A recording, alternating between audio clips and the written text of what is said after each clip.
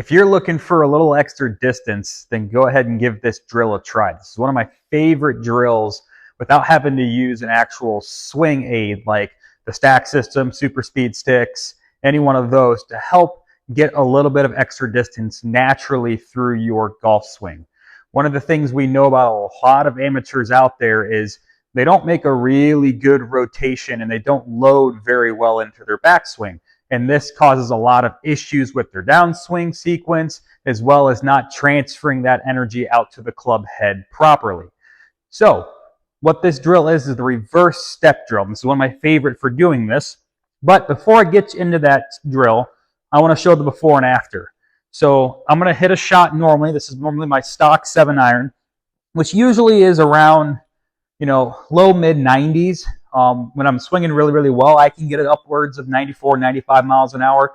But typically, I'm about 92, 93 on a stock 7-iron. So I'm just going to go ahead and hit a stock 7-iron here. And we're going to see what the club head speed, because all we're looking at is club head speed. So that one there looks like right about 90, actually. I'm a little slow today, apparently. That's all right. I did just come out of the office. Ooh, almost made the hole there. So that one there was right about 90 miles an hour. It's a little bit slow, but I'm not surprised. Like I said, I just got out of the office. But the reverse step drill is going to help teach you how to load correctly and help transfer that energy all the way out to the golf club with proper kinematic sequence. So what the reverse step drill is you're going to set up, and then you're going to take your trail leg, move it to your lead leg. Club's going to be pointed behind you.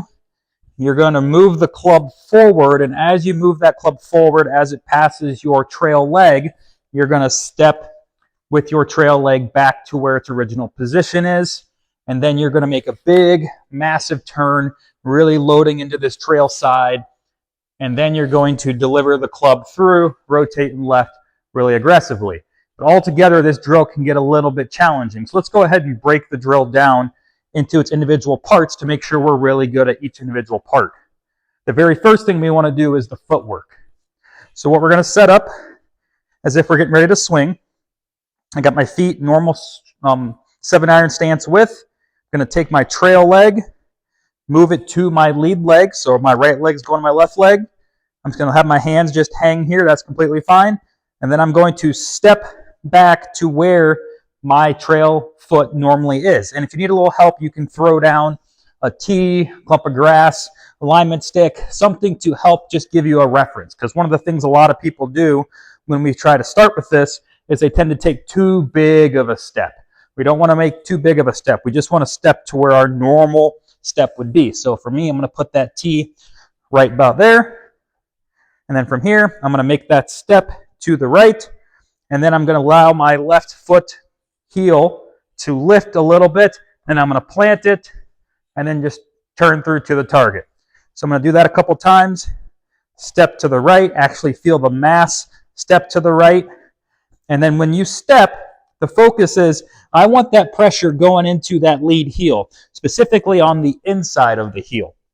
I want the pressure right there. I don't want it rolling out like this, because then we're going to have a real tough time moving laterally back towards the target.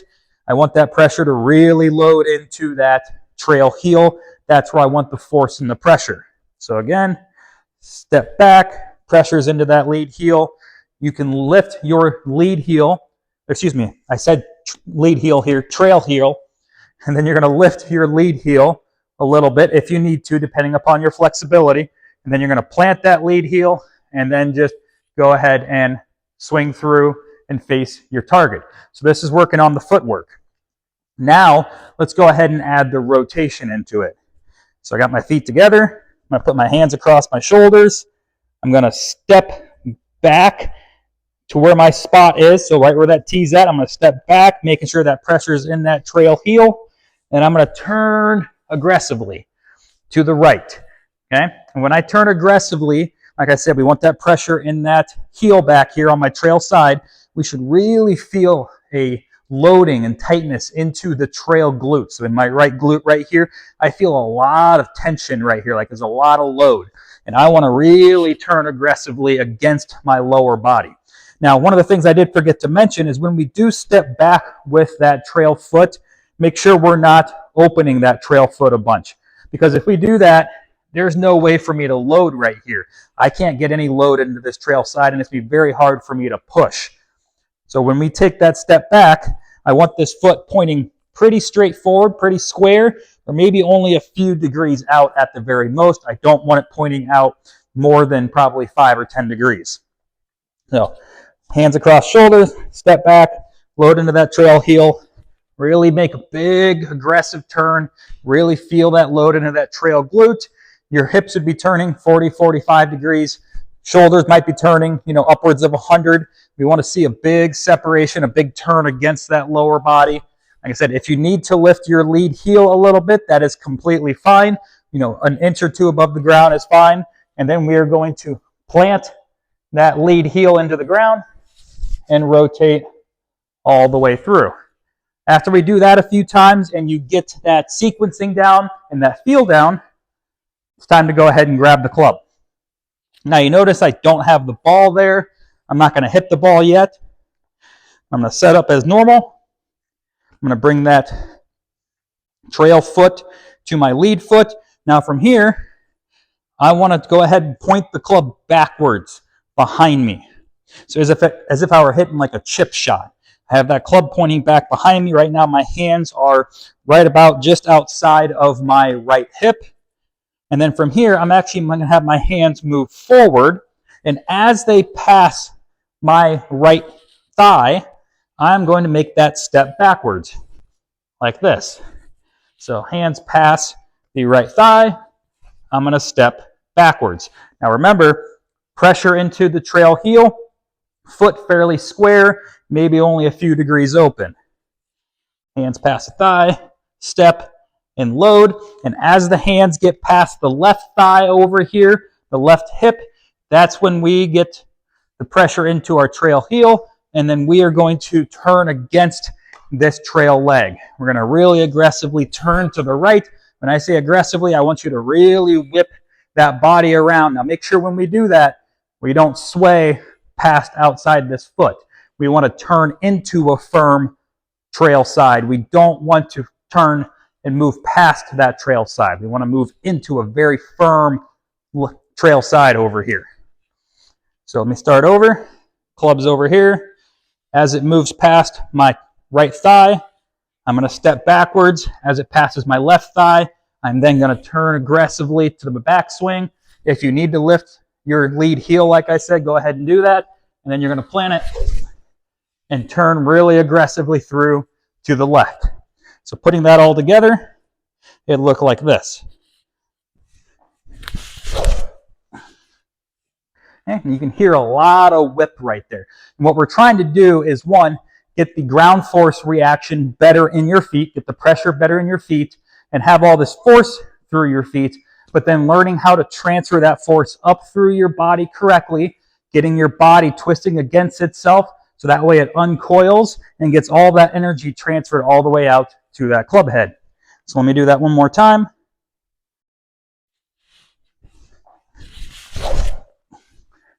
So you can hear a lot of whip right there. Now I'm going to go ahead and hit a shot. Now when we hit a shot, the goal is faster club head speed. Not necessarily how great the strike was, how far the ball goes, where the ball goes. I don't care about that when we're trying to increase our club head speed, increase our rotation. We're just trying to maximize the speed that we're delivering. So if you don't strike the ball very well, you might even miss it a few times. That's completely fine. Let me set up. Got my normal stance. Now remember, my first swing was just under 90 miles an hour, but my goal is going to be north of 95 with this, because normally I'm around 92, 93, like I said. Set up, step there, club back. So struck it decently, but it definitely was to the right and open. Oh, 96 miles an hour. Definitely an increase.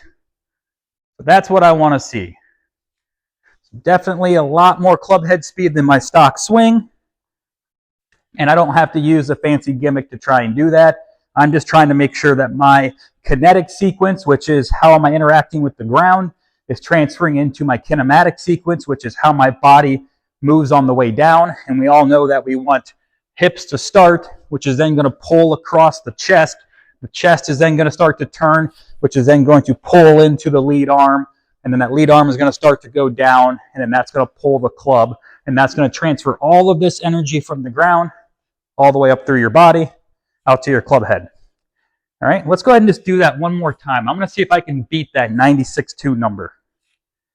All right, you see I'm a little out of breath doing this. All right. Set up as normal. Trail foot to my lead foot. Club back here behind me. And let's go.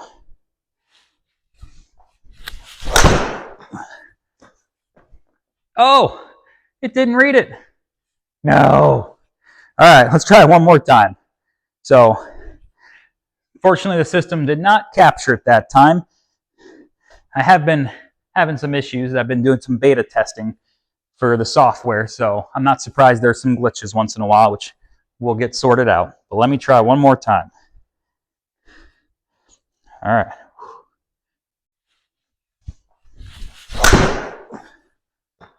96, come on. Stay. 97. Woo! Got to 97. Awesome. So there you can see, I would say normally, like I said, I'm 92, 93 miles an hour. I was able to pick up 4 miles an hour, so I was 96.5. So I was able to pick up about 3-4 miles an hour compared to my normal stock swing. And this is teaching you how to interact with the ground correctly, as well as how to twist against that lower body correctly, and then let your body really uncoil and deliver all of that energy you have stored up out to the club head correctly. So go ahead and give the reverse step drill a try. See yourself hit the ball a lot further and past all your buddies.